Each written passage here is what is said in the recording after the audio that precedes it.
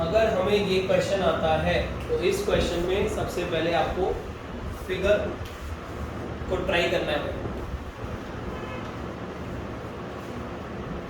बिना फिगर बनाए question solve नहीं होते फिजिक्स में।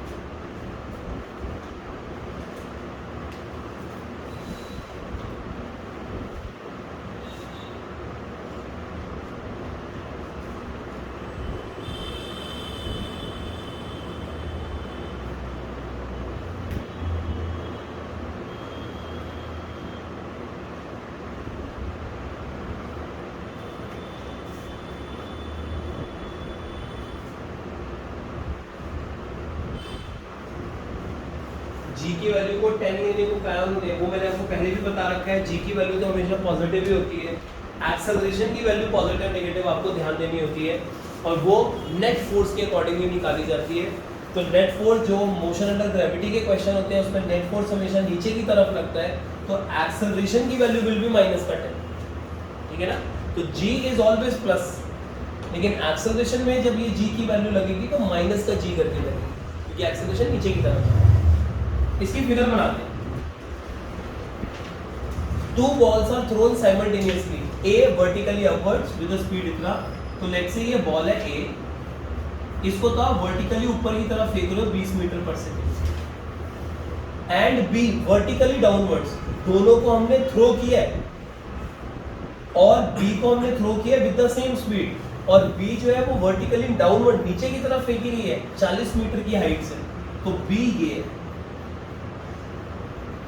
जो हम इसको 40 मीटर की हाइट से नीचे की तरफ फेंक रहे हैं, स्पीड वही है, तो 20 मीटर पर सेकंड से ही फेंका। सर अब ये ए के ऊपर ही बी क्यों बना रहे हो? भैया आगे कुछ लिखा हुआ है ऐसा, at which points the ball will collide. Collision कब होगा? तब होगा कि मैंने इसको इधर फेंका होगा, बी को इधर फेंका होगा, तो कोलाइड कर जाते होंगे शायद। कोलिजन तो तभी होगा ना जब एक ही लाइन में दोनों को फेंकोगे। तो जिस लाइन पे कुछ बच्चों की फिगर ऐसी नजर आ रही थी कि ए उन्होंने कहीं अलग फेंका है, बी उन्होंने कहीं अलग बनाया है, कि बी नीचे जा रहा है ए ऊपर जा रहा है, ऐसी नहीं बनेगी फिगर। वो फिगर बनेगी एक ही लाइन के ऊपर बनेगी, ठीक है जी। तो फिगर जो है आपको ऐसी नहीं बनानी, फिगर ऐसी बनानी है, एक ही लाइन पे दोनों नजर। एक पॉइंट। दूसरा पॉइंट देखेंगे कि अब आपको क्या काम करना है। ए वाली बॉडी का मोशन अगर आप देखो, अब वो पूछ रहा है eight which point. Eight which point का क्या मतलब है? मुझे समय निकालना है या लोकेशन निकालनी है? एट विच पॉइंट लोकेशन निकालना, तो आपको तो लोकेशन का पता था। अब वो लोकेशन क्या होने वाली है जहां पे दोनों कोलाइड करें, तो दोनों का कोलिजन कहां पर होगा? थोड़ा सा अगर आप दिमाग लगाओ ना, सिचुएशन की अगर थोड़ी सी क्लैरिटी हो, तो पहले मैं आपको सिचुएशन पे लेके चलता हूँ। ये बॉडी को हमने 20 से ऊपर फेंका, लेकिन जैसे ही हमारे हाथ से ये रिलीज हो गई, तो क्या इसके ऊपर सिर्फ अर्थ का धक्का लगेगा? तो ये motion under gravity, free fall का टॉपिक चालू हो जाएगा, राइट।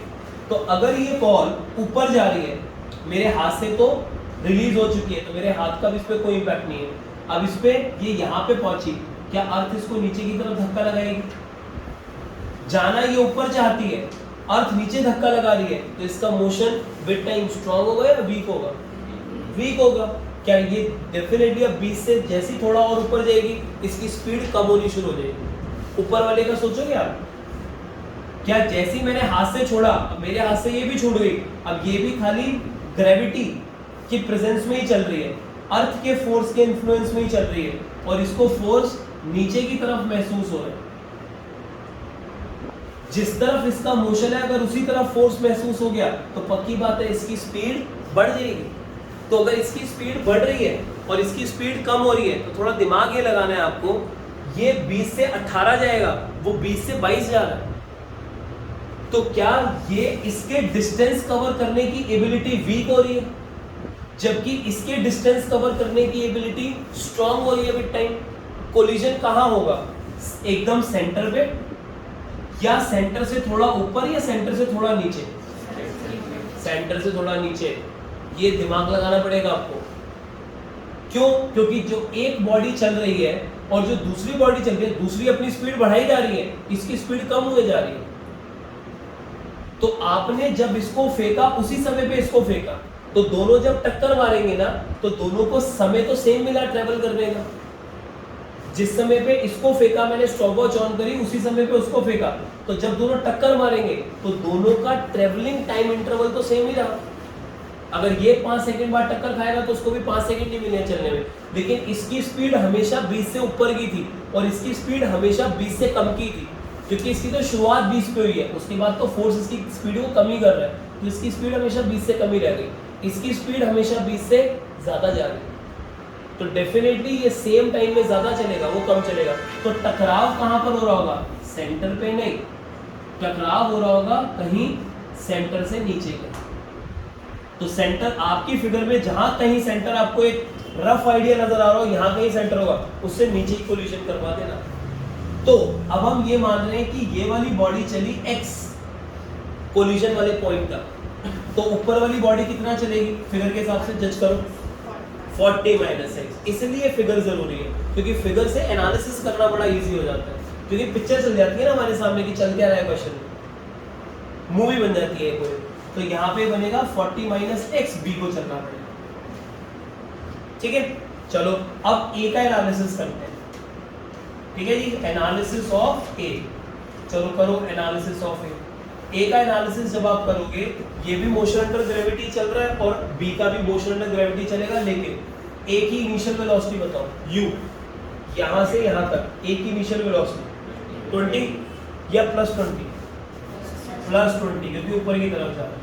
एक्सेलरेशन a का माइनस ऑफ g, माइनस का 10 मीटर पर सेकेंड स्क्वायर।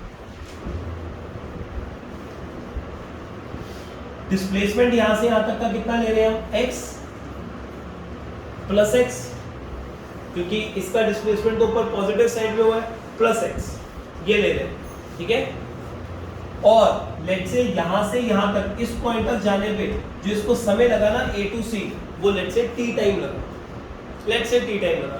अगर एक्सेलरेशन कांस्टेंट है तो इक्वेशन ऑफ मोशन वैलिड होगी। लगाते हैं इक्वेशन ऑफ मोशन, क्या ये बन जाएगा s = ut + ½ at²? वैलिड होगा इसके लिए? बिल्कुल भी होगा। अगर होगा तो वैल्यू पुट करो, x = ut की जगह आ जाएगा 20t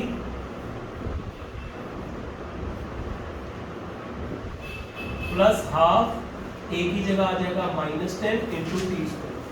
तो 2 से ये 10 कट के कितना बच जाएगा? -5, तो 20t माइनस का 5t², ये बन गई a की इक्वेशन। ठीक है, चलो ये तो हुआ a का एनालिसिस। अब करते हैं एनालिसिस ऑफ b। करो b का एनालिसिस। b का एनालिसिस देखो कैसा होगा। b का u बताओ कितना लिखूं? b वाली बॉल का -20, वेरी गुड। a कितना लिखूं? a कितना? -10। सर एक्सेलरेशन के बारे में तो पूछा ही मत करो, क्योंकि जब मोशन का ग्रेविटी होता है तो a तो हमेशा डाउनवर्ड डायरेक्टेड होता है, क्योंकि नेट फोर्स हमेशा नीचे लग रहा है और एक्सेलरेशन हमेशा नेट फोर्स से गवर्न होता है, तो एक्सेलरेशन हो जाएगा -10, हमेशा नेगेटिव आएगा। अच्छा, डिस्प्लेसमेंट बता दो कितना? इसका डिस्प्लेसमेंट कितना होगा b, ये b वाली बॉल का? 40 - x नहीं, माइनस ऑफ 40 - x। 40 - x तो वैल्यू है जिसका डिस्प्लेसमेंट होने वाला है, लेकिन वो नीचे की तरफ हो रहा है, तो ये होगा -40 - x। चेक करो आप, ये आपको धीरे धीरे आदत पड़ेगी ऐसे क्वेश्चंस को सॉल्व करने की। 40 - x की तो वैल्यू का डिस्प्लेसमेंट हुआ है, लेकिन वो हुआ नेगेटिव साइड पर, नीचे की तरफ हुआ है। b वाली बॉल इनिशियल टू फाइनल नीचे की तरफ जा रही है, तो ये आएगा डिस्प्लेसमेंट। अच्छा, ये डिस्प्लेसमेंट हो गया। क्या इसको भी टाइम t ही लगा है? b वाली बॉल को भी अपनी ओरिजिनल लोकेशन से c तक जाने में t टाइम ही लगा होगा। दोनों को साइमल्टेनियसली फेंका है ना हमने, तो टक्कर खाने तक दोनों को सेम टाइम ही मिला है चलने का, तो जो t वहां लिया था सिंबल वो यहाँ ले लिया।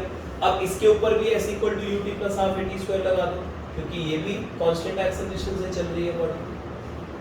लगाते हैं वैल्यू, माइनस का 40 minus x equal to ut minus का 20t into plus half a की जगह माइनस 10 इंटू टी स्क्वायर,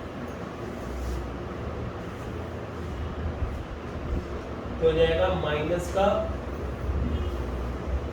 ये हो जाएगा x माइनस 40, ब्रैकेट ओपन करेंगे तो ये हो जाएगा माइनस का 10t, सॉरी माइनस का 20t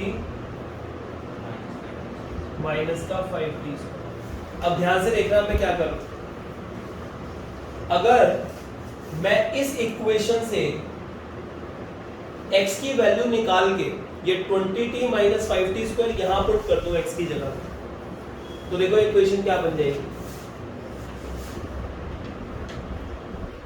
अगर x की वैल्यू मैं वहां पुट कर दूं तो ये बन जाएगा 20t माइनस 5t स्क्वायर, ये तो x की वैल्यू है जो मैं एज इट इज उठा के x की जगह पे पुट कर रहा हूं, minus 40 equal to minus 20t minus 5t square. Check कर लो, ऐसा बन जाएगा कोई इक्वेशन, ठीक है। ये फर्स्ट इक्वेशन है, वो सेकंड ले लो, तो फ्रॉम 1 and 2 ऐसा लिख सकते हैं, ये हो जाएगा फ्रॉम 1 and 2। अगर ऐसा हो गया तो अब जरा चेक करते हैं, 5t स्क्वायर से 5t स्क्वायर कट जाएगा, क्या बचेगा, ये आ रहा है माइनस 20t, इधर आके क्या बन जाएगा 40t, और ये 40 उधर जाके 40, समय की वैल्यू 1 सेकेंड आ गई। 1 सेकेंड में तो भिड़ जाएंगे ये दोनों बॉल, ये t क्या था, कितने समय के लिए चली गई, तो 1 सेकेंड में तो भिड़ जाएंगे। अब ये 1 यहाँ पुट कर दो, आपको लोकेशन आ जाएगी। 1 यहाँ पुट कर दो, तो 1 पुट करोगे 20 माइनस 5 15, तो x की वैल्यू 15 आ गई। Implies x is equal to 20t, t की जगह 1 माइनस 5t स्क्वायर, तो आ जाएगा 15 मीटर।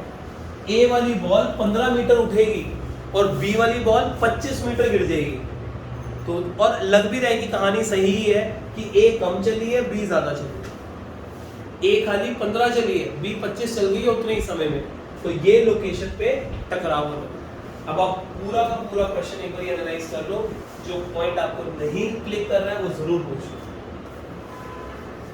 क्लिक कर रहे हैं तो बहुत अच्छी बात है, बढ़िया क्वेश्चन है, पता होना चाहिए ऐसे क्वेश्चन को कैसे सॉल्व करना।